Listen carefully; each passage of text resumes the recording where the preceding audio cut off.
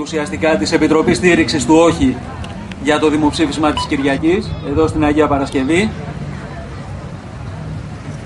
Εισαγωγικά θέλω να πω ότι στις 5 Ιουλίου ο λαός καλείται να πάρει μια απόφαση ιστορικής σημασίας. Μια απόφαση καθοριστική για τον τόπο μας, τη ζωή μας, το μέλλον των παιδιών μας. Στις 5 Ιουλίου καλούμαστε με απόλυτα δημοκρατικό τρόπο να πούμε ένα μεγάλο όχι στην πρόταση που επιχειρούν να επιβάλλουν στην Ελλάδα οι δανειστές της. Και εδώ στην Αγία Παρασκευή, όπως και σε όλη την Ελλάδα, συγκροτήσαμε την Επιτροπή Στήριξης του Όχι.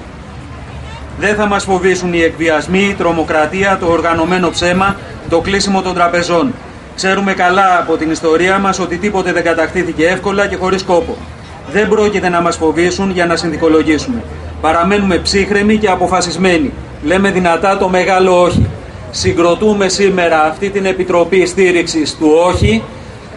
Μπαίνουμε στον αγώνα, ο καθένας με τις δυνάμεις του, ο καθένας με τη δικιά του τοποθέτηση, ο καθένας με τη δικιά του προσφορά που θέλει να δώσει.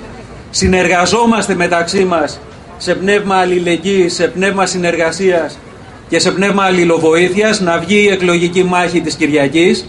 Στο τέλος θα ήθελα τους εκπροσώπους από τις συλλογικότητες που έχουν δηλώσει εδώ τη συμμετοχή τους να βρεθούμε λίγο για το οργανωτικό του θέματος και όποιος θέλει να δηλώσει τη συμμετοχή του και τη διαθεσιμότητά του ως εκλογικός αντιπρόσωπος στη διαδικασία της Κυριακής.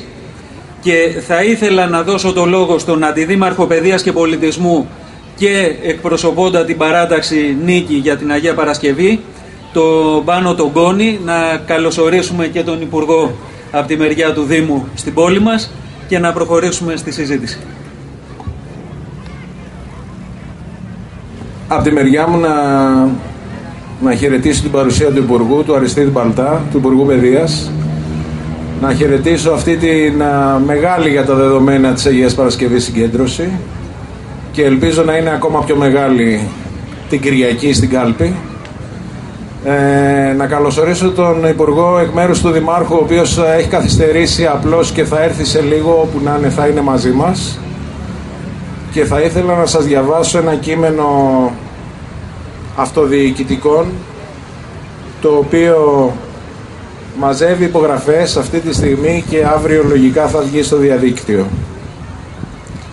Με τη χώρα μας να βρίσκεται σε μια κρίσιμη ιστορική καμπή, ως αιρετοί εκπρόσωποι των τοπικών μας κοινωνιών, νιώθουμε την ανάγκη να εκφράσουμε την ανησυχία μας, αλλά και την ξεκάθαρη θέση μας για όσα συμβαίνουν σήμερα στη χώρα μας και συνολικά στην ευρωπαϊκή πραγματικότητα.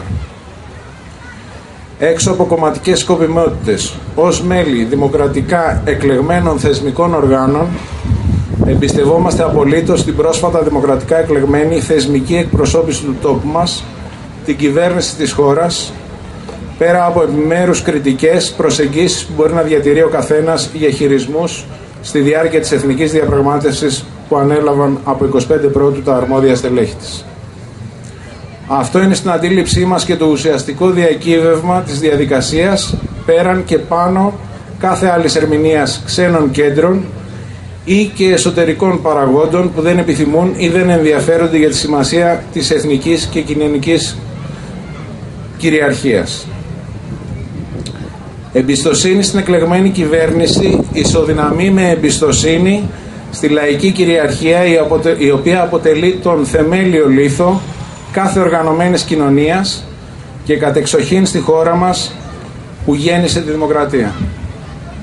Λαϊκή κυριαρχία και δημοκρατία αποτελούν θεμελιώδεις αρχές και αξίες που είμαστε υποχρεωμένοι πρωτίστως να υπερασπιστούμε για να έχουμε και όλα τα άλλα αγαθά που από αυτές απορρέουν ιστορικά, ευρωπαϊκά και παγκόσμια. Η πατρίδα μας, όσο και η σχέση μας με την ευρωπαϊκή πορεία, έρχεται από πολύ μακριά και πηγαίνει ακόμα μακρύτερα. Η εθνική και ευρωπαϊκή διαπραγμάτευση είναι πάνω απ' όλα διαπραγμάτευση της κοινωνίας μας, του λαού μας. Η αμφισβήτηση της αξιοπιστίας των εκλεγμένων μας ως αυθεντικών εκπροσώπων μας δεν είναι κάτι άλλο από την αμφισβήτηση του ίδιου του λαού μας, της έκφρασης της πολιτικής βούλησής του και των δημοκρατικών επιλογών του, από την αμφισβήτηση της ισότιμης συμμετοχής στη δημοκρατική λήψη αποφάσεων του κάθε πολίτη του ιστορικού και σημαντικού τόπου μας. Χαιρετίζουμε κάθε διατύπωση ελεύθερης γνώμης από τους εκπροσώπους της τοπικής αυτοδιοίκησης, με όποια άποψη και αν τάσσονται αιρετοί, ομάδες αιρετών, αυτοδιοικητικές συλλογικότητες και τοπικές περιφερειακές παρατάξεις του πρώτου και δεύτερου βαθμού της τοπικής αυτοδιοίκησης. Καλούμε όμως παράλληλα τα μέλη των ΔΣ, των συλλογικών οργάνων, της ΚΕΔ, ΠΕΔ, ΕΝΠΕ και άλλους φορείς αυτοδιοικητικής εκπροσώπησης να αρκεστούν στην έκφραση των σεβαστών προσωπικών τους απόψεων ως δημάρχων, περιφερειαρχών, δημοτικών και περιφερειακών συμβούλων, αλλά να αποφύγουν σε κάθε περίπτωση να διολιστήσουν θεσμικά από το ρόλο τους, επιχειρώντας να εκφράσουν συνολικά τα μέλη των σωμάτων που εκπροσωπούν σε ένα ιστορικής κρισιμότητας ζήτημα που αφορά κάθε αιρετό ξεχωριστά, ιδίως χωρίς νομιμοποίηση από γενικές συνελεύσεις των αναφερομένων οργάνων. Εκφράζουμε τη γνώμη μας καθαρά και εξάστερα, τασσόμαστε υπέρ της στεναρής στήριξης στη θεσμική δημοκρατική επιλογή της εκλεγμένης πολιτικής ηγεσίας του τόπου για διενέργεια δημοψηφίσματος και καταψήφισης της πρότασης των δανειστών με συνέχιση της ανυποχώρητης εθνικής διαπραγμάτευσης, συνολικά βιώσιμη οικονομικά λύση. Λέμε ένα βροντερό όχι στην αντιδραστική πρόταση των δανειστών και κυρίως στην προσπάθεια ταπείνωσης της εκλεγμένης ηγεσίας μας και εν τέλει στην επιχείρηση εξευτελισμού και υποδούλωσης της κοινωνίας μας, του άξιου και περήφανου λαού μας. Σας ευχαριστώ. Θα δώσω το λόγο τώρα στον Υπουργό Παιδείας. Ευχαριστώ πολύ. Νιώθω ωραία που είμαι εδώ. Ο κόσμος αυτή τη στιγμή έχει αρχίσει να περνάει το πρώτο κύμα του φόβου και να ξαναορθώνει το ανάστημά του. Το λέω αυτό γιατί ο κύριος εχθρός αυτή τη στιγμή είναι ο φόβος. Θα το εξηγήσουμε συστηματικά παραπέρα. Μια και έτυχε να βρίσκομαι εδώ ανάμεσα στα άλλα, παλιό μέλος του ΣΥΡΙΖΑ και ως Υπουργός Πολιτισμού, Παιδείας και Θρησκευμάτων, να ξεκινήσω με κάτι που είδα στο διαδίκτυο από κάποιο μαθητή. Είπε, οι μέρες είναι ιστορικές, λέγοντας ότι αυτά που συμβαίνουν αυτές τις μέρες θα είναι τα σως των εξετάσεων σε 50 χρόνια. Είναι αλήθεια, γιατί αυτή τη στιγμή βρισκόμαστε μπροστά σε ένα νέο μεγάλο όχι, πολύ όμοιο και πολύ διαφορετικό από το όχι του 1940.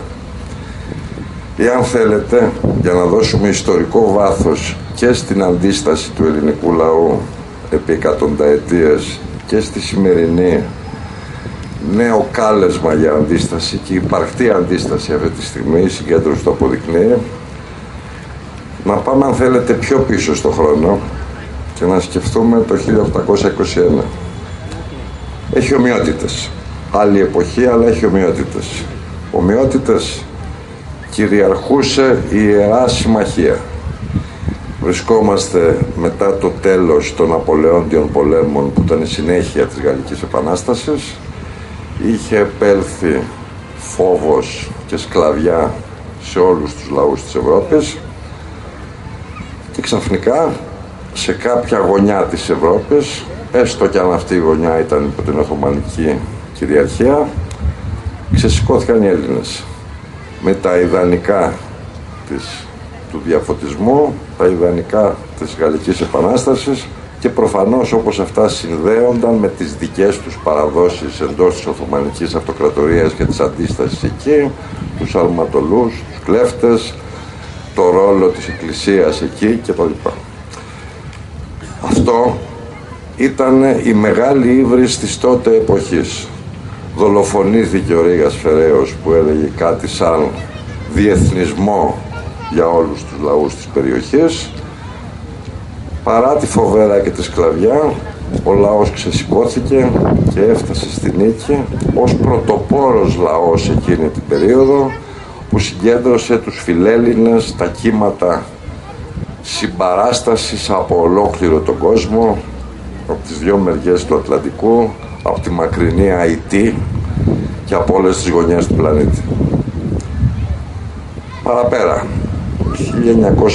1940 το όχι που λέγαμε πιο πριν ήταν όχι απλώς όχι του Μεταξά, αυτός έφερε την ευθύνη την πολιτική, αλλά ήταν όχι το ολόκληρου του ελληνικού λαού, που χωρίς να μετράει οδικούς χάρτες και βεβαιότητες νίκης, στρατεύτηκε με ενθουσιασμό ενάντια και στην τόπια κατοχή, την δικτατορία, και σε αυτούς που απειλούσαν την ελευθερία του, και ήταν ο πρώτος λαός που νίκησε τις δυνάμεις του άξονα, δίνοντας την πρώτη ελπίδα ότι οι δυνάμεις του άξονα, ο ναζισμός και ο φασισμός, μπορούν να νικηθούν. Πέρασε η γερμανική ναζιστική λέλαπα, δεν αντέξαμε στα οχυρά και στα μέτωπα του Βορρά, αλλά φτιάχτηκε το έπος της Εθνικής Αντίστασης που ήταν νικηφόρα μέχρι τη Βάρκιζα. Η Βάρκιζα, επόμενο σημείο, ήταν το αίμα που έπρεπε να πληρωθεί για να χτιστεί το σιδηρούν παραπέτασμα. Πάλι η Ελλάδα στο προσκήνιο, πάλι με τις δυνάμεις της Δύσης εναντίον της, πάλι με την αντίσταση του ελληνικού λαού σε όλη τη διάρκεια του εμφυλίου, που δεν είχε πρόγραμμα εκείνη τη στιγμή σοσιαλιστικού μετασχηματισμού, εκδημοκρατισμό της χώρας ήθελε, βρέθηκε ο λαός να πληρώνει, να χάνει στον εμφύλιο, αλλά να μην ητάται ηθικά. Η ηθική νίκη της αριστεράς είναι αυτό που μας καταλογίζουν ακόμα οι Βορίδες και οι Αδόνιδες στη Βουλή, λέγοντας ότι έχουμε χάσει το ηθικό πλεονέκτημα και την ηθική νίκη, και αυτό πρέπει να ανακτήσουμε ως δεξιά, δηλαδή ως απόγονοι των δοσιλόγων της κατοχής. Και ήρθε το τελευταία πράξη του δράματος, η Ελλάδα πάλι στο επίκεντρο, γιατί η Ελλάδα επιλέχθηκε ως το πειραματόζωο του πώς θα έρθει το Διεθνές Νομισματικό Ταμείο στην Ευρώπη, πώς θα επικρατήσει ο νεοφιλελευθερισμός παντού, πώς θα διαλυθεί ένας ολόκληρος τρόπος ζωής φτιαγμένος επί χιλιετίες, αν μου επιτρέπετε, της οικογένειας, της μικρής ιδιοκτησίας, των δυνατοτήτων της καθημερινής ζωής και της αλληλεγγύης της καθημερινής ζωής. Το γεγονός ότι αυτή τη στιγμή η σύνταξη ενός παππού τρέφει μια ολόκληρη οικογένεια ανέργων, αυτό θέλει να καταστρέψει. Επιλέχθηκε λοιπόν να καταστραφεί η χώρα, ώστε να δοκιμαστούν οι νέες συνταγές.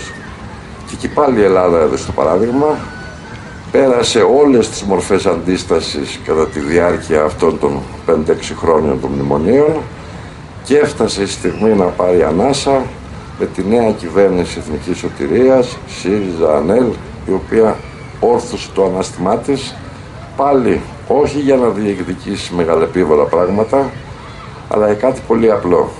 Τη δυνατότητα να ζει αυτός ο λαός με δημοκρατία πρώτα απ' όλα και με όρους στοιχειώδους δυνατότητας ελπίδας, με την έννοια ότι θα ανακάμψει και δεν μπορεί να ανακάμψει από αυτή τη λέλαπα αυτών των χρόνων, από αυτή την καταστροφή των πάντων.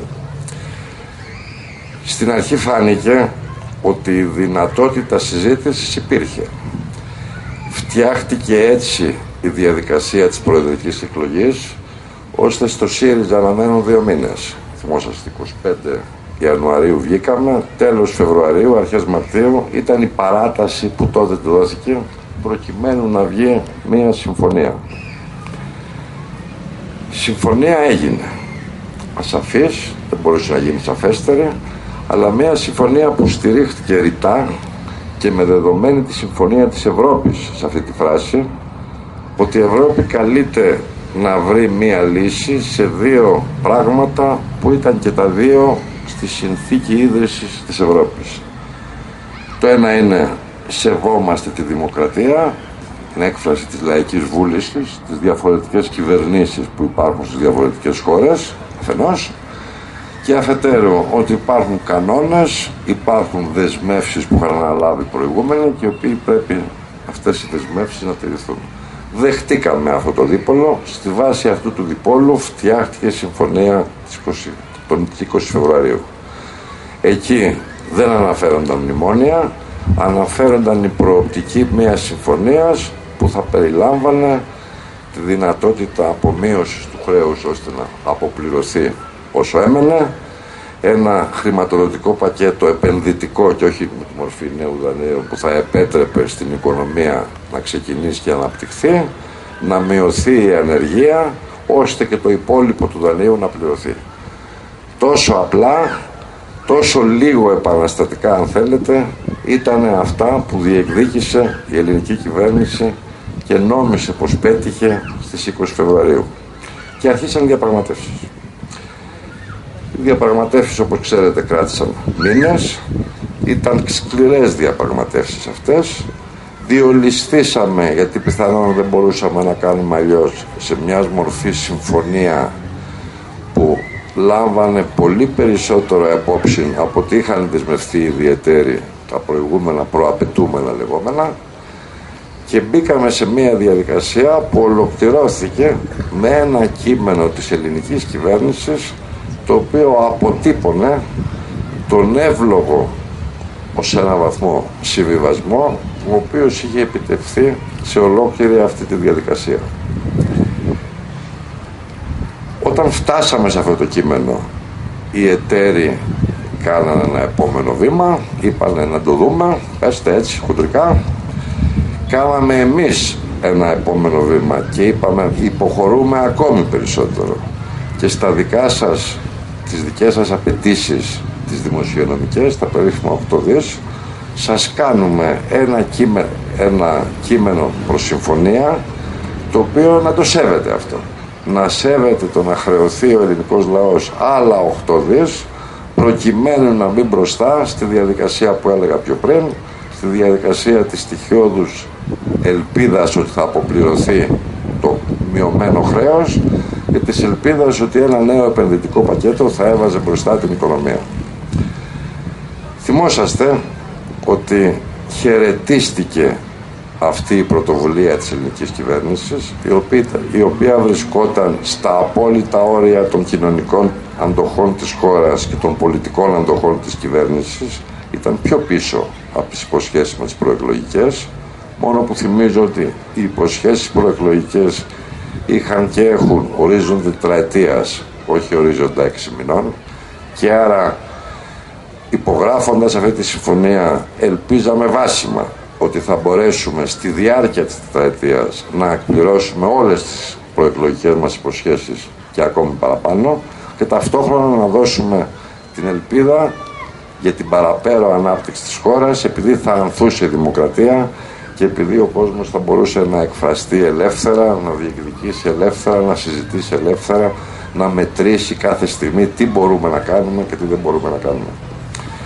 Χαιρετίστηκε λοιπόν έτσι αυτή η συμφωνία, ανεβήκαν τα χρηματιστήρια παγκοσμίως, επενέθηκε η ελληνική πρωτοβουλία και τη στιγμή που πηγαίναμε να τη συζητήσουμε σε επίπεδο λεπτομεριών, ήρθε ένα άλλο χαρτί, ένα χαρτί που μας το πετάξαν έτσι περιφρονητικά, λέγοντας δεν ισχύει τίποτα από όλα αυτά, θέλουμε άλλα και θέλουμε περισσότερα. Τα άλλα και περισσότερα αφορούσαν το εξής πολύ συγκεκριμένο. Είχαμε ως κόκκινες γραμμές, δεν πειράζουμε μισθούς και συντάξεις, δεν πειράζουμε τα εισοδηματικά, τα κοινωνικά στρώματα, τα λιγότερα, τα βρισκόμενα σε χειρότερη κατάσταση. Προωθούμε την αντιμετώπιση της ανθρωπιστικής κρίσης και εκεί είναι οι κόκκινες γραμμές μας. Και τα ισοδύναμα μέτρα ήταν λίγο μεγαλύτερη φορολόγηση του πλούτου, λίγο μεγαλύτερη φορολόγηση των κερδών της επιχειρήσεως, έτσι ώστε ο ισολογισμός να βγαίνει ακριβώς αυτά που ζητούσαν οι δανειστές σε απόλυτο νούμερο, τα περίφημα 8 δις. Δεν τους άρεσε προφανώς αυτό και δεν τους άρεσε διότι ακριβώς άλλαζε έστω και λίγο, και αναγνωρίζουμε το πόσο λίγο ήταν, την ισορροπία ανάμεσα στο τι πληρώνουν. Πληρώνουν για πάντα και μόνιμα οι μισθοί και οι συντάξεις, κατηγορίες κοινωνικές που δεν έχουν να πληρώσουν, ή αρχίζουν κάπως λίγο να πληρώνουν και όσοι έχουν και όσοι μπορούν. Αυτό δεν τους άρεσε. Και επειδή δεν τους άρεσε αυτό, μας κούνησαν αυτό το χαρτί στο χέρι και μας έδωσαν τελεσίγραφο. Εντός 48 ώρων καλείται η Ελλάδα, αυτό λέει η συμφωνία που περιγράφεται με τον τίτλο του στο χαρτί του δημοψηφίσματος, εντός 48 ώρων καλείται η Ελλάδα να πει ναι ή όχι σε αυτά τα μέτρα. Εκεί ο Πρωθυπουργός και το Υπουργικό Συμβούλιο έκανε το μόνο δυνατό που μπορούσε να κάνει. Είπε, αυτή η συμφωνία είναι έξω από κάθε έννοια προγραμματικής δικής μας δέσμευσης, είναι έξω από κάθε έννοια από όσα υποσχεθήκαμε στον ελληνικό λαό, και άρα την ευθύνη αυτής της συμφωνίας δεν μπορεί να την πάρει αυτή η κυβέρνηση και αυτός ο Πρωθυπουργός που εκλεγήκαν με αυτούς τους όρους. Άρα, τι πιο εύλογο, στον αστραπιαίο δυνατό χρόνο, δηλαδή σε διάρκεια μιας εβδομάδας, ζητάμε από τον ελληνικό λαό να αποφανθεί αν θέλει αυτή τη συμφωνία ή αν δεν θέλει αυτή τη συμφωνία. Το δημοψήφισμα το βάλαμε με όρους παραμονής του ευρώ και συνέχισης διαπραγμάτευσης. Η κουβέντα ήταν, η κυβέρνηση δεν μπορεί να αναλάβει την ευθύνη να αποστεί τόσο πολύ των προεκλογικών της δεσμεύσεων και των προγραμματικών της δηλώσεων, και ζητάει από τον ελληνικό λαό τη στήριξη να πει όχι σε αυτή τη συμφωνία, συνεχίζοντας προφανώς τη διαπραγμάτευση, με έχοντας στο τραπέζι το χαρτί που ήδη είχαμε προτείνει και το οποίο ήταν βαρύ χαρτί, δεν ήταν εύκολο χαρτί. Ούτε να το δεχτεί η ελληνική κοινωνία ήταν εύκολο, ούτε πολιτικά η κυβέρνηση ήταν εύκολο να το δεχτεί. Ρισκάραμε λοιπόν ότι ως εκεί μπορούμε να φτάσουμε, εκεί μας έπαιρνε ο συσχετισμός δύναμης όπως τον εκτιμήσαμε, και ζητήσαμε το απολύτως εύλογο 10 μέρες παράτασης της ρευστότητας του δανείου, αν θέλετε, της συμφωνίας προηγούμενες, ώστε να μπορέσει να ψηφίσει ελεύθερα ο ελληνικός λαός χωρίς κλειστές τις τράπεζες. Και αρνήθηκαν αυτή τη συμφωνία. Αυτό απεδείκνυε κάτι που ήδη είχαμε αρχίσει να καταλαβαίνουμε στους μήνες των διαπραγματεύσεων. Ότι το πρόβλημα για την Ευρώπη, τις κυρίαρχες αυτή τη στιγμή δυνάμεις στην Ευρώπη και κυρίως τη γερμανική κυβέρνηση, η οποία είναι η κυρίαρχη προφανώς αυτή τη στιγμή στην Ευρώπη, δεν ήταν οικονομικό, δεν ήταν πρόβλημα απομείωσης ή μία απομείωσης του χρέους, δεν ήταν αν αφού που άστα νησιά θα ανέβαινε τόσο ή λιγότερο, ή αν θα καταστρεφόταν ο τουρισμός με αυτά που μας πρότειναν κάποια στιγμή ή οτιδήποτε άλλο, ή αν το καλάθι νοικοκυράς θα αύξαινε τόσο ή περισσότερο. Ήτανε ότι δεν μπορεί να γίνει ανεκτή στην Ευρώπη μια κυβέρνηση αριστερή, μια κυβέρνηση της ΣΥΡΙΖΑ-ΑΝΕΛ, μια κυβέρνηση εθνικής σωτηρίας, γιατί η ύπαρξή της και μόνο θέτει σε αμφισβήτηση μια ολόκληρη στρατηγική της Ευρωπαϊκής Ένωσης, τόσο οικονομική όσο και πολιτική. Το ερώτημα λοιπόν για την κυρίαρχη ελίτ στην Ευρώπη και στη Γερμανία είναι η κυβέρνηση Τσίπρα. Δεν διαπραγματευόμαστε, θα υπονοούσαν με αυτά που είπαν, με μια τέτοια κυβέρνηση. Άρα, όχι μόνο αρνούμαστε κάθε συζήτηση αυτές τις μέρες, σήμερα βγήκε η Μέρκελ και ο Σόιμπλε και είπανε θα δούμε μετά το δημοψήφισμα, όχι μόνο αρνούνται τη συζήτηση αυτές τις μέρες, αλλά υπονοούν ότι μετά το δημοψήφισμα και ανεξαρτήτως του αποτελέσματος του δημοψηφίσματος, εμείς δεν πρόκειται να ανεχθούμε κυβέρνηση ΣΥΡΙΖΑ. Αυτό νομίζω είναι το μήνυμα. Το μήνυμα είναι καθαρά πολιτικό. Είναι μήνυμα το οποίο θίγει απευθείας δύο πράγματα. Το ένα πράγμα είναι η ίδια η έννοια της δημοκρατίας στην Ευρώπη. Είναι η πρώτη φορά στην ιστορία της Ευρώπης που εκπεφρασμένη δημοκρατικά θέληση ενός ολόκληρου λαού εκλέγοντας κυβέρνηση ή εκπεφρασμένη θέληση ενός λαού μέσω δημοψηφίσματος γράφεται στα παλαιότερα των υποδημάτων. Δεν έχει ξαναγίνει στην ιστορία της Ευρώπης.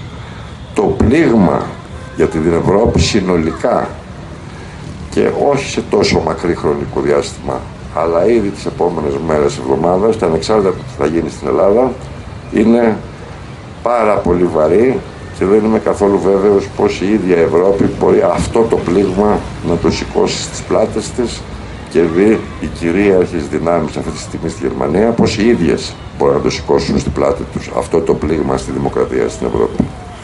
Και το δεύτερο που θίγει είναι την καρδιά του φρονήματος του ελληνικού λαού. Ελληνικέ λαέ, οφείλεις να υποταγείς, ελληνικέ λαέ, πρέπει να υποκύψει στο φόβο, η ελληνική Ελλάδα έχει το πεδίο της οικονομίας. Να το πω αυτό γιατί νομίζω είναι σημαντικό για να καταλάβουμε τι παίζει αυτή τη στιγμή. Μετρημένα αυτή τη στιγμή. Και αυτές οι μετρήσεις μπορεί να είναι πολύ αυστηρές, γιατί το πότε πόσο συνάλλαγμα μπαίνει, βγαίνει και με ποιους όρους είναι πολύ καθαρό στις τράπεζες. Μετρημένα λοιπόν απολύτως αυτή τη στιγμή βρίσκονται αποταμιευμένα στα στρώματα, στα σπίτια, στα ψυγεία, σε όλες τις κρυψώνες που θα αποκτρέψουν τους κλέφτες 14 δισεκατομμύρια ευρώ. Αν αυτά τα 14 δισεκατομμύρια ευρώ έμπαιναν αύριο το πρωί στις τράπεζες, είχε τελειώσει ο εκβιασμός. Αυτό ο ελληνικός λαός δεν το έχει καταλάβει. Έχει καταλάβει, αν έκανε έκκληση η κυβέρνηση, βγαίνουμε στα βουνά να πολεμήσουμε όπως στην αντίσταση, πιθανόν πιο εύκολα να έβγαινε ο κόσμος στα βουνά από το να πάει στην τράπεζα και να επιστρέψει τα χιλιάρικο ή το διχίλιαρο που πήγε, γιατί φοβήθηκε ότι θα καταστραφούν οι καταθέσεις τους.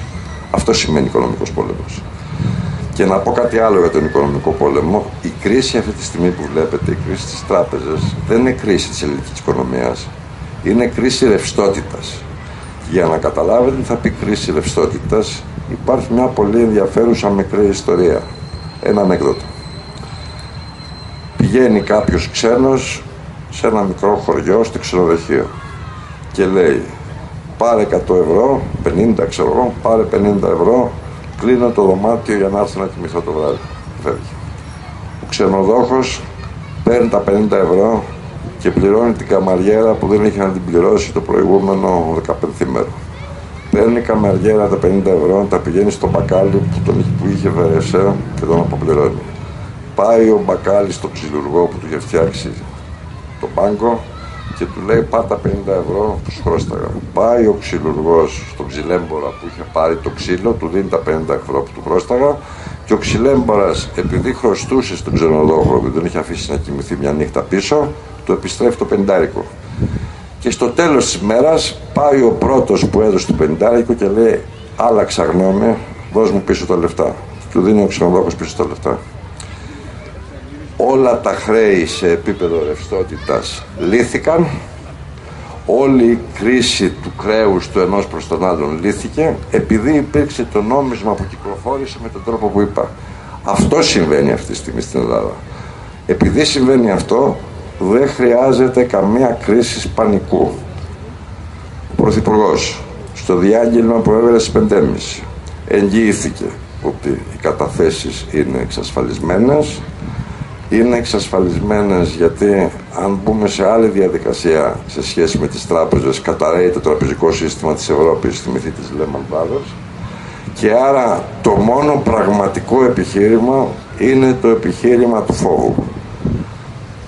Αν υπερισχύσει το όχι, ο ελληνικός λαός εκφράζει το φρόνημά του ότι μπορεί να αντιμετωπίσει και τον οικονομικό πόλεμο, μπορεί να ξανασκεφτεί πράγματα σαν αυτά που είπα και να ξανακερδίσει την πίστη του όχι μόνο στις δυνάμεις του αλλά και στην οικονομία του, όπως θα ξαναχτιστεί στην παραγωγική ανασυγκρότηση με τη δουλειά μας και τον κόπο μας, και θα μπορέσει να ξαναβρει εκείνη την ελπίδα που όσο υπάρχει η κυβέρνηση ΣΥΡΙΖΑ θα βοηθήσει όσο μπορεί και όσο την παίρνουν οι οικονομικές δυνάμεις, οι λίγες, να ξαναγυρίσουν παιδιά πίσω, να ξαναθίσουν τα πανεπιστήμια, να ξαναβρούν δουλειά οι άνθρωποι και ούτω καθεξής.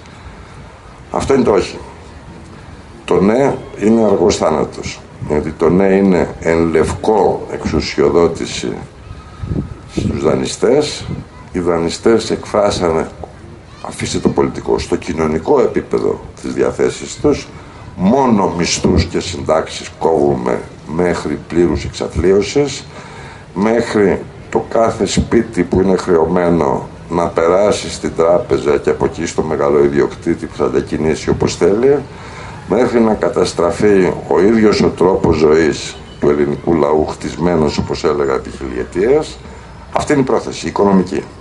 Και η πολιτική πρόθεση είναι σε αυτόν τον τόπο που μας έδειξε ότι υπάρχει αριστερά από τη δεκαετία τουλάχιστον του 40, αν όχι πολύ πιο πριν, να μην ξανασηκώσει κεφάλι καμιά αριστερά, καμιά φωνή που συντεταγμένα και πολιτικά, με δημοκρατικό τρόπο, θα μπορέσει να ξαναδιεκδικήσει, όχι μόνο για τον εαυτό της, αλλά για την Ευρώπη και για όλους τους λαούς του κόσμου, τη δημοκρατία, την προκοπή και την ελπίδα. Αυτό είναι το διακύβευμα του δημοψηφίσματος. Το όχι με αυτή την έννοια είναι εξίσου σημαντικό, όχι το όχι του 40. Ευτυχώς, σε σχέση με το όχι του 40 δεν υπάρχει αίμα που κινδυνεύει αυτή τη στιγμή με την κυριολεξία του όρου.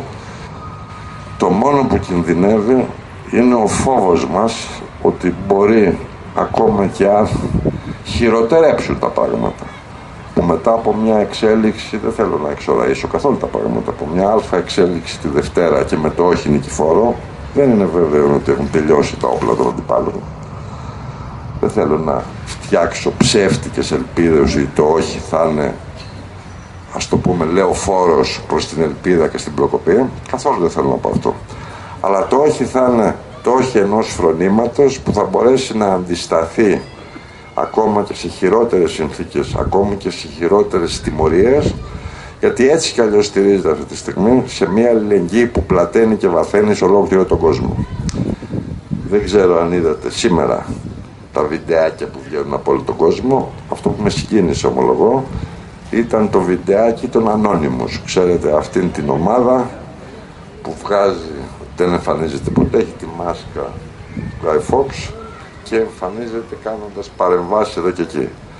Λέει κόντρα στις βασικές μας ιδέες, που είμαστε ενάντια στο πολιτικό σύστημα γιατί είμαστε ενάντια στην εκμετάλλευση ανθρώπου από άνθρωπο. Κόντρα σε αυτές τις ιδέες λέμε ότι το δημοψήφισμα στην Ελλάδα είναι το κοντινότερο πράγμα στην άμεση δημοκρατία, το στηρίζουμε και θαυμάζουμε τον Αλέξη Τσίπρα και την κυβέρνησή του. Το να στο λένε αυτόν οι Anonymous είναι δείγμα τιμής για το τι είναι αυτή η κυβέρνηση και κυρίως για το τι μπορεί να κάνει αυτός ο λαός.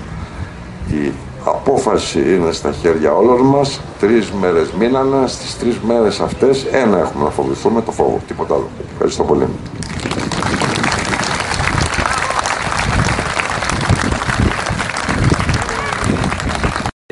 Όπως αλλιώς θέλουμε να τους αποκαλούμε. Θα είναι η πορεία πέρα από το τελεσίγραφο. Γιατί το τελεσίγραφο θα είναι το μίνιμουμ που θα έχει αποδεχτεί ο ελληνικός λαός.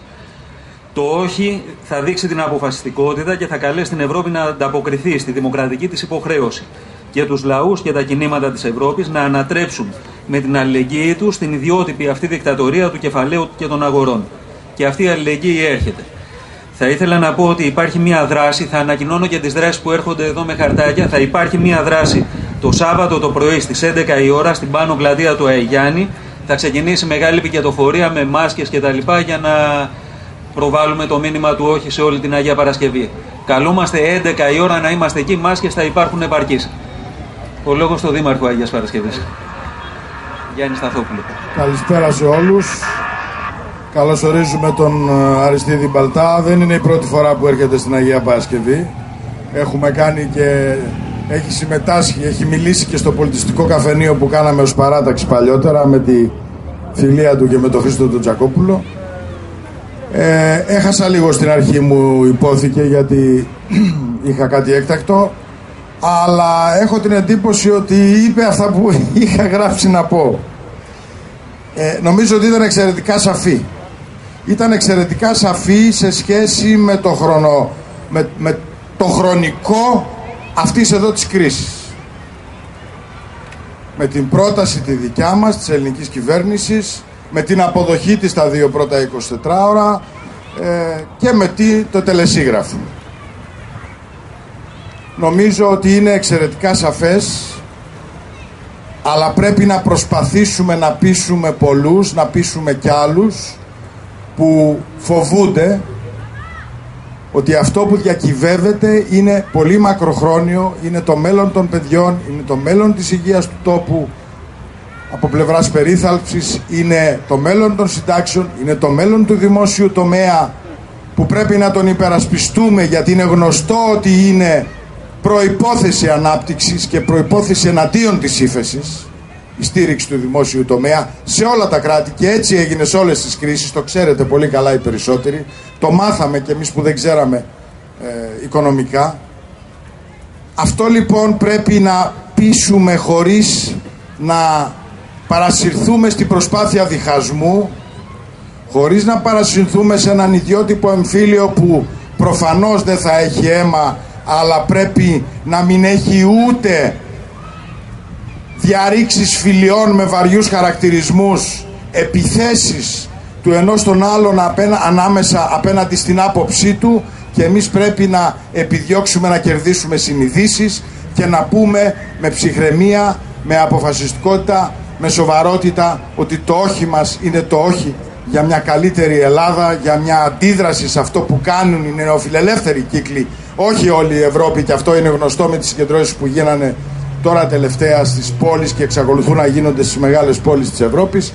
Αυτό λοιπόν είναι ένα στοίχημα που πρέπει να το παλέψουμε. Έχουν μείνει 3 μέρες, δεν ξέρουμε τι μέτρα θα χρησιμοποιηθούν. Είναι σαφές ότι υπάρχει το σχέδιο στους κύκλους των μέσων μαζικής ενημέρωσης, σε πολύ συγκεκριμένους κύκλους των μέσων μαζικής ενημέρωσης. Έχει επιβεβαιωθεί από πολλές φορές.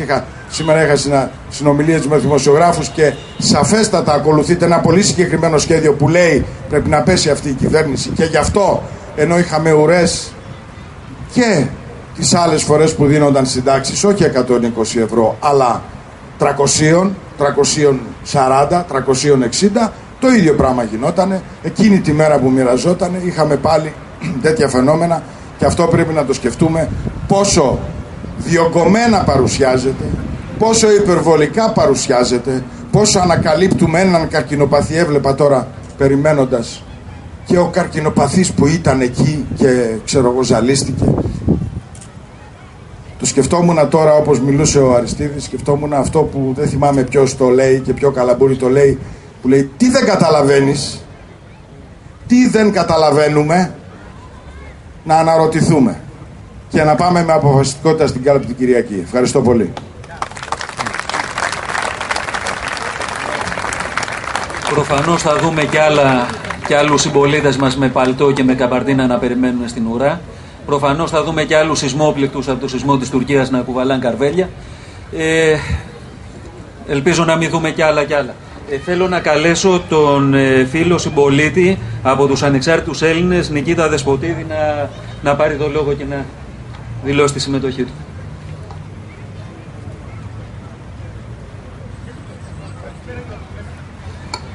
Καλησπέρα και από μένα. Δεσποτίδης Νικήτας λέγομαι, είμαι ο συντονιστής της Αγίας Παρασκευής των Ανεξάρτητων Ελλήνων. Θέλω να καλωσορίσω και να ευχαριστήσω τον κύριο Μπαλτά που ήρθε στην πόλη μας. Καλό αγώνα να έχουμε.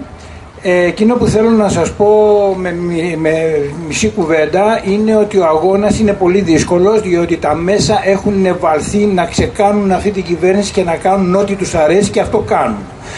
Εκείνο που έχει σημασία είναι ότι εμείς πρέπει να μεταδώσουμε στον κόσμο ότι δεν φοβόμαστε αυτές τις γερμανικές ερπίστρες οικονομικού επίπεδου, οι οποίες ήρθαν για άλλη μια φορά να κατακτήσουν την Ελλάδα.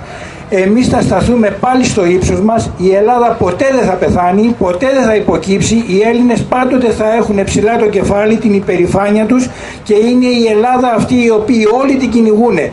Όλοι την κυνηγούσαν από ανέκανδη, γιατί είναι ένα καταπληκτικό κομμάτι, είναι το ωραιότερο οικόπεδο στον πλανήτη Γη, το πλουσιότερο και με τους ωραιότερους ανθρώπους. Από τα πάντα έχουμε. Έχουμε από το φαγητό, από τη θάλασσα, από το υπέδαφος, από. Γι' αυτό κυνηγάνε. Μην τους αφήσουμε, μην δώσουμε δικαίωμα στον κόσμο ότι υπάρχει ένα κενό, και να μπορέσουμε να πείσουμε τον κόσμο να κλείσει τις τηλεοράσεις και να μπορέσει να συζητήσει μαζί σας, για να μεταφέρετε το μήνυμα της νίκης. Ένα όχι, άλλη μια φορά, όπως πάντοτε ένα όχι λέγαν οι Έλληνες και πάντοτε κερδούσανε. Εύχομαι καλή δύναμη, καλή επιτυχία στην κυβέρνηση, και την Κυριακή το βράδυ να γιορτάζουμε όλοι μαζί το μεγάλο όχι. Ευχαριστώ πάρα πολύ. Προφανώς ένα όχι από εδώ μέχρι το Βερολίνο, σαν αυτό που ξεκίνησε και έδειξε η δημοσκόπηση σήμερα, η πρώτη στην Εφημερίδα των Συντακτών.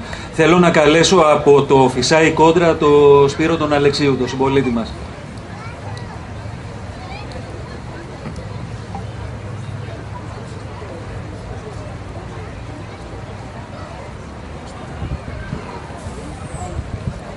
Καλησπέρα σε όλους και όλες και ευχαριστώ για την ευκαιρία που μου δίνετε. Να ξεκινήσω με μια μικρή διαφωνία με τον κύριο Υπουργό. Δεν είναι η πρώτη φορά που η Ευρωπαϊκή Ένωση δεν φέρεται καλά σε εισαγωγικά σε μια εκλεγμένη κυβέρνηση. Είναι η Ευρωπαϊκή Ένωση που βομβάρδισε τη Ιουγκοσλαβία, μην τα ξεχνάμε αυτά, τα αεροπλάνα της Ευρωπαϊκής Ένωσης ήταν. Και είναι η Ευρωπαϊκή Ένωση που αυτή τη στιγμή στηρίζει την ναζιστική κυβέρνηση στην Ουκρανία, διαγράφοντας το χρέος της. Διότι εκεί είναι ναζί και αυτοί είναι πιο κοντινοί τους. Έτσι, για να ξέρουμε τι λέμε. Ένα ζήτημα είναι αυτό. Την Κυριακή υπάρχει μια τεράστια μάχη. Μάχη που θα κρίνει πάρα πολλά. Και αυτό που νομίζω το καταλαβαίνουμε όλοι. Το όχι ή το ναι θα σημαδέψει το επόμενο διάστημα, θα σημαδέψει τις ζωές μας, τις ζωές ίσως και των επόμενων γενιών. Δεν υπάρχει κανένα δίλημμα σε κανέναν αριστερό, σε κανένα σκεπτόμενο άνθρωπο. Ψηφίζουμε όχι με τα δυο μας τα χέρια, πείθουμε κάθε άνθρωπο στη γειτονιά μας ότι το όχι είναι ο δρόμος. Το όχι το οποίο αυτή τη στιγμή έχει, λένε τα κανάλια, διχάσει. Ποια κανάλια?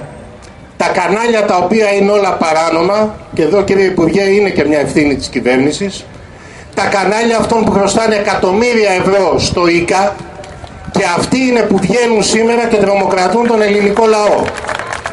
Είναι οι τράπεζες του κυρίου Λάτση, που όταν οι 4 εργάτες του πέθαναν καμένοι γιατί δεν είχε συστήματα ασφαλείας, τα κανάλια ξέχασαν να το δείξουν. Αυτό δεν ήταν γεγονός για τα κανάλια. Όπως δεν ήταν γεγονός οι ουρές που 5 χρόνια τώρα, λίγο πιο πάνω στη Μεσογείο, είναι έξω από τον ΟΑΕΔ. Αυτές ήταν τεράστιες ουρές εδώ και 5 χρόνια. Επίσης δεν τις δείξαν τα κανάλια. Έχουμε μπροστά μας την πιο σκληρή ταξική σύγκρουση που υπάρχει. Και αυτό φαίνεται. Όσοι έχουμε πάει σε περιοδίες, όσοι έχουμε μιλήσει με κόσμο, καταλαβαίνουμε πού είναι το ναι και πού είναι το όχι. Είχα τη μεγάλη χαρά να πάω κάτω στη Χαλιβουργική και είναι μεγάλη χαρά ότι οι 8-9 στους 10 εργάτες της Χαλιβουργικής είναι μονοκούκι. Και αυτή είναι η μεγάλη ελπίδα για το αύριο. Γιατί κακά τα ψέματα, ο κόσμος έχει βγάλει τα συμπεράσματά του. Έχει βγάλει συμπέρασμα για το τι είναι αυτή η Ευρωπαϊκή Ένωση. Ο θειασότης της δημοκρατίας κτλ. Που δεν ανέχεται ένα λαό να κάνει δημοψήφισμα. Καμιά επαναστατική πράξη, ένα δημοψήφισμα. Αυτό ούτε δεν το ανέχονται. Γιατί ξέρουν πολύ καλά πως δεν διακυβεύεται απλά μια πρότασή τους. Διακυβεύεται ότι για πρώτη φορά αμφισβητείται συνολικά η πολιτική τους. Και αυτό που κρίνεται την Κυριακή είναι ότι ο ελληνικός λαός πρέπει να ψηφίσει όχι σε κάθε μνημόνιο, όχι απλά στο μνημόνιο που προτείνει η Ευρωπαϊκή Ένωση, σε κάθε μνημόνιο. 5 χρόνια ζήσαμε με τα μνημόνια και είδαμε που πήγαμε. Πλέον πρέπει να υπάρξει ένας άλλος δρόμος. Την Κυριακή, και αυτό εμείς είπαμε σαν Φυσάη Κόντρα στην ανακοίνωσή μας, δεν είναι το τέλος, είναι η αρχή του δρόμου. Αρχή ενός δρόμου ρήξης με αυτούς τους οικονομικούς δολοφόνους. Γιατί αυτό είναι. Καμία Ευρώπη, Ευρωπαϊκή Ένωση δεν είναι η Ευρώπη. Η Ευρώπη είναι άλλο πράγμα. Είναι οι λαοί που αγωνίζονται. Είναι ο Κεν Λόουτς που σήμερα βγήκε και είπε ότι θα πάρετε το παγκόσμιο κύπελο να αντισταθείτε σε αυτούς τους μπάσταρδους. Η λέξη του η δικιά του ήταν, δεν πιστεύω να στεναχωριέται κανένας. Αυτή είναι η Ευρώπη. Είναι η δική μας Ευρώπη, είναι οι λαοί της Ισπανίας, της Γαλλίας, της Ιταλίας. Και απέναντι σε αυτούς έχουμε και χρέος εμείς να πούμε όχι την Κυριακή. Είναι δύσκολος ο αγώνας. Απέναντί μας βλέπετε τι έχουμε. Μέχρι και η ΓΕΣΕ του Παναγόπουλου. Υπάρχει ο Παναγόπουλος για όποιον δεν το θυμάται. Έτσι, βγήκε σήμερα. Και είναι καλό να ξεκαθαρίζουν αυτά στον κόσμο. Είναι καλό αυτός ο άνθρωπος να μην ξαναεμφανιστεί ποτέ σε δρόμο και σε εργατική διαδήλωση. Από τη Δευτέρα έχουμε έναν άλλο κόσμο. Ελπίζω νικηφόρο. Έχουμε όμως 3 πολύ δύσκολες μέρες. Καμία επανάπαυση, κανένας φόβος, θα τους νικήσουμε.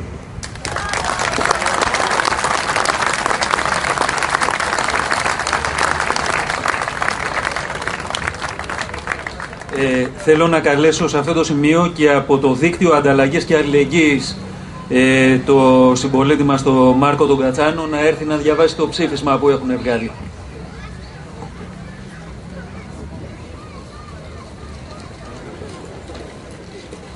πολιτικούς αντιπροσώπους και θα χρειαστούμε και ανθρώπους οι οποίοι θα είναι διαθέσιμοι με οχήματα για βοήθεια. Εμείς είμαστε το Δίκτυο Ανταλλαγής και Αλληλεγγύης Αγίας Παρασκευής. Το Δίκτυο Ανταλλαγής και Αλληλεγγύης Αγίας Παρασκευής, έχοντας σκοπό την προστασία και τη βοήθεια ευάλωτων κοινωνικών ομάδων, δεν μπορεί να μείνει αμέτωχος στις σημερινές δύσκολες συνθήκες που περνάει ο τόπος. Η αλληλεγγύη είναι πολιτική πράξη, συστατικό στοιχείο κάθε ριζοσπαστικής κοινωνικής πολιτικής. Είναι η στάση των ανθρώπων να ζήσει και ο άλλος. Είναι η λογική του είμαστε εμείς, δεν είναι ο καθένας μόνος του. Τα τελευταία 5 χρόνια η κοινωνική βαρβαρότητα που ήδη ήταν μεγάλη περίσσεψε. Φτώχεια, άνεργοι παντού, κλειστά μαγαζιά, ολόκληροι δρόμοι ερήμωσαν. Χιλιάδες νέοι, τα παιδιά μας, έφυγαν από την πατρίδα τους σαν να τα πήρε ο αέρας. Η κοινωνική βαρβαρότητα, οι ψεύτικες υποσχέσεις, ο φόβος πρέπει να έχουν πάντα κάποιο τέλος. Το Δίκτυο Ανταλλαγής και Αλληλεγγύης Αγίας Παρασκευής θα συνεχίσει να στηρίζει τους αγώνες του λαού για τη βελτίωση των συνθηκών διαβίωσης και θα προσφέρει τη βοήθειά του ανεξάρτητα από κοινωνικές, πολιτικές, κομματικές ή άλλες διαφορές. Ζούμε με αξιοπρέπεια, λέμε όχι στον εξευτελισμό.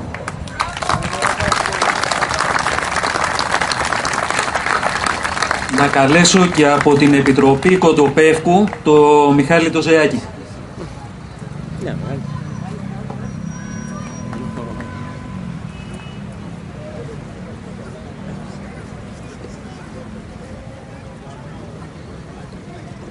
Καλησπέρα σε όλους. Δεν θα μιλήσω για την ανάγκη του όχι. Το θεωρώ δεδομένο. Εγώ θα θέλω να σας πω και την εμπειρία μας που έχουμε σαν Επιτροπή Γειτονιάς. Τα βάλαμε με τα μεγαθύρια της κεραίες και όλοι μας λέγανε τι θα κάνετε, που πάτε, είσαστε τρελοί το ένα το άλλο. Τελικά πετύχαμε κάποια πράγματα. Έστω ακόμα και τη γλύκα της αντίστασης.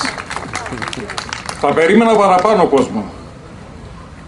Φανταστείτε όμως ο καθένας από εμάς να κάνει για 10.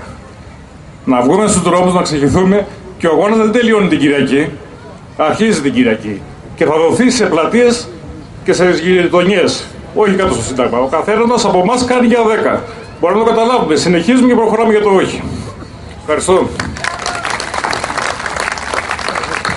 Έχουμε κοντά μας και από το Σύλλογο Εργαζόμενων του Δήμου Αγίας Παρασκευής τη Στέλλα, την Τζανίνη. Θα ήθελα να την προσκαλέσω. Έχουν πάρει μια απόφαση σήμερα.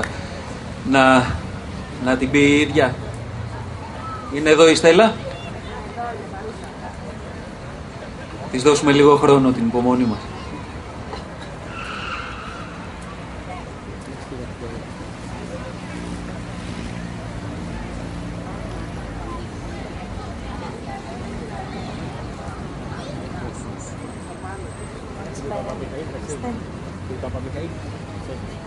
Καλησπέρα και από εμένα. Εμείς ειδικά βιώσαμε στο πετσί μας στους Δήμους, όπως όλοι γνωρίζετε, πολύ μεγάλο πόλεμο όλα αυτά τα χρόνια. Ευτυχώς έχουμε μία μπροστάρισα ομοσπονδία που έβγαλε το όχι, αυτό που λέμε όλα αυτά τα χρόνια τα 6, όχι στη λιτότητα και όχι στα μνημόνια. Δεν μπορώ να σκεφτώ, δεν θέλω να διχάσω, αλλά ειλικρινά δεν μπορώ να σκεφτώ κάποιον εργαζόμενο στους Δήμους, στους ΟΤΑ, που να ρίξει το ναι. Γιατί αυτό αυτόματα θα σημαίνει απολύσεις. Ο καθένας βέβαια είναι ελεύθερος να σκεφτεί, να αναλογιστεί και από εκεί και πέρα όλοι κρινόμαστε. Αυτά θέλω να πω.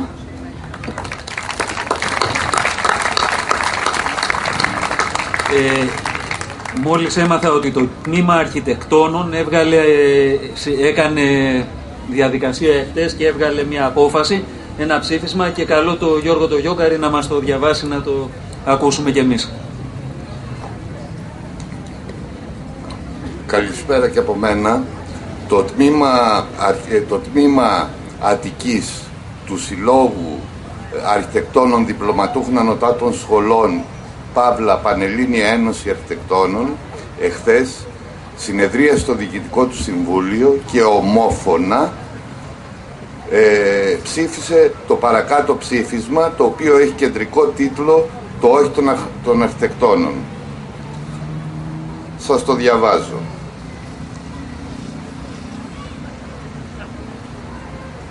Στο δημοψήφισμα της 5ης Ιουλίου, ο ελληνικός λαός καλείται να απαντήσει σε ένα σαφές ερώτημα. Το ερώτημα είναι ναι ή όχι στην πρόταση του ΔΝΤ, της ΕΚΤ και της Ευρωπαϊκής Ένωσης, όπως διατυπώθηκε την 5η 25 Έκτου 2015. Πρώτον, η πρόταση αυτή των δανειστών που δόθηκε ως τελεσίγραφο περιέχει όλα όσα παλεύουμε να ανατρέψουμε τα τελευταία χρόνια. Ζητάει να αποδεχτούμε και πολύ χειρότερα. Μεταξύ αυτών απαιτεί να περικοπούν κατά 900 εκατομμύρια ευρώ οι δαπάνες για την κοινωνική πρόνοια, να εφαρμοστούν πλήρως οι μνημονιακοί νόμοι που καταστρέφουν τη δημόσια ασφάλιση, να υπονομευτούν οι κοινωνικοί της πόροι, να εφαρμοστεί η ρήτρα μηδενικού ελλείμματος που καταστρέφει τα επικουρικά ταμεία, να παγώσουν μειωμένες συντάξεις ως το 2021, να εξαπολυθούν ομαδικές απολύσεις με εξόντωση των μισθωτών τόσο στον δημόσιο όσο και στον ιδιωτικό τομέα, με την απαγόρευση των συλλογικών συμβάσεων αλλά και των αυτοαπασχολουμένων, με την κατάργηση ελαχίστων αμοιβών για υπηρεσίες δημοσίου συμφέροντος, να μειωθεί η ελάχιστη προστασία των καταθετών, να επιβληθεί προκαταβολή φόρου 100% στις εταιρείες και τους ελεύθερους επαγγελματίες, να διατηρηθούν φοροαπαλλαγές των εχόντων και οι φοροαπαλλαγές των εργοδοτών. 2. Από το πρωί της Δευτέρας έχει ξεκινήσει ένα κλίμα πολύπλευρης τρομοκράτησης των ψηφοφόρων από τους δανειστές, τους εγχώριους υποστηρικτές τους, τα ΜΜΕ και τις τράπεζες. Σημαντικός αριθμός εργοδοτών στηρίζουν το ναι με αναστολή έργων, μείωση της παραγωγής, απειλούν με κλείσιμο των εταιριών, lockout και υποχρεωτική άδεια άνευ αποδοχών για τους εργαζόμενους. Απειλούν ότι οι εταιρείες τους δεν θα ανοίξουν από Δευτέρα αν υπερψηφιστεί το όχι. Αυτές τις μέρες γινόμαστε επίσης μάρτυρες ενεργειών από ντόπιους και ξένους εκπροσώπους των δανειστών με στόχο να αμφισβητηθεί το δικαίωμα ενός λαού να αποφασίζει για τις τύχες του.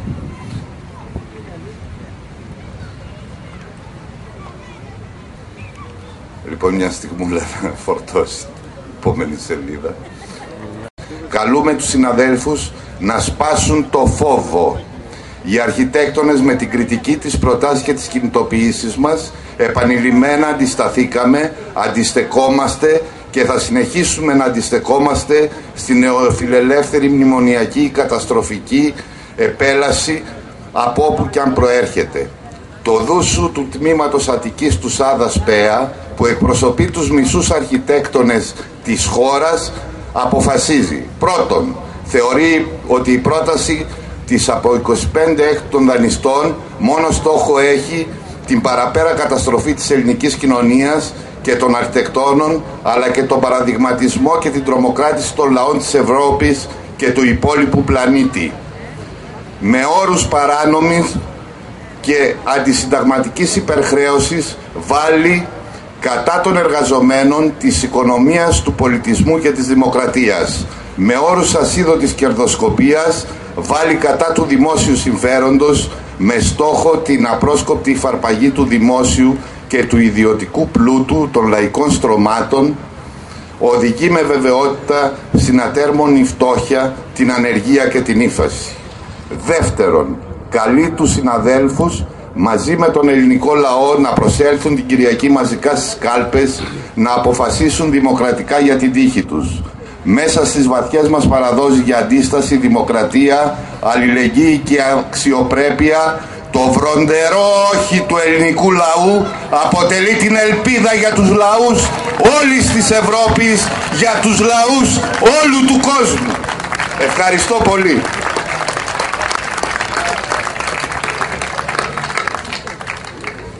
Φίλοι και φίλες, θα ήθελα έτσι ως κατακλείδα λίγο την προσοχή σας. Υπάρχει ένα ψήφισμα το οποίο λέει να σταματήσουν όλες οι μονομερείς αποφάσεις των θεσμών μέχρι το τελικό αποτέλεσμα του δημοψηφίσματος στην Ελλάδα. να σταματήσουν οι πληρωμές της Ελλάδας προς το ΔΝΤ και την Ευρωπαϊκή Κεντρική Τράπεζα και να ληφθούν βραχυπρόθεσμα μέτρα για την εξασφάλιση της ρευστότητας του ελληνικού κράτους και των ελληνικών τραπεζών. Να αναπτυχθεί ένα σχέδιο που θα μπορέσει η Ελλάδα να διαχειριστεί τις τρέχουσες χρηματοπιστωτικές και οικονομικές δυσκολίες της, το οποίο θα σέβεται τις δημοκρατικές αρχές και θα κάνει δυνατό τον τερματισμό της αποτυχημένης πολιτικής λιτότητας και την ανοικοδόμηση της οικονομίας. Είναι αναγκαίο ένα μορατόριουμ για το χρέος της Ελλάδας, όπως επίσης και μια συνδιάσκεψη για το χρέος για όλη την Ευρωζώνη. Αυτό είναι το ψήφισμα που κατέθεσε σήμερα στη θυελλώδη συνεδρίαση της Bundestag, το Die Linke, και όταν λέμε για θυελλώδη συνεδρίαση έχει γίνει ο χαμός και η Μέρκελ ακόμα μαζεύει τα κομμάτια της. Ξεκίνησε η διαδικασία, ανατροφοδοτείται, έρχονται τα μηνύματα από τους λαούς της Ευρώπης, γεμίζουν οι πλατείες, γεμίζει ο κόσμος όλες τις δράσεις αλληλεγγύης στον ελληνικό λαό και εμείς με το όχι θα ανατροφοδοτήσουμε πάλι τη δικιά τους δράση για τα προβλήματα όλων των λαών της Ευρώπης. Αυτά είχα να πω, ζητάω πάλι τις διαθεσιμότητές σας και θυμίζω το ραντεβού για τις 11 το πρωί του Σαββάτου στην πλατεία του Αϊγιάννη. Πάμε δυνατά, το όχι είναι η μόνη επιλογή.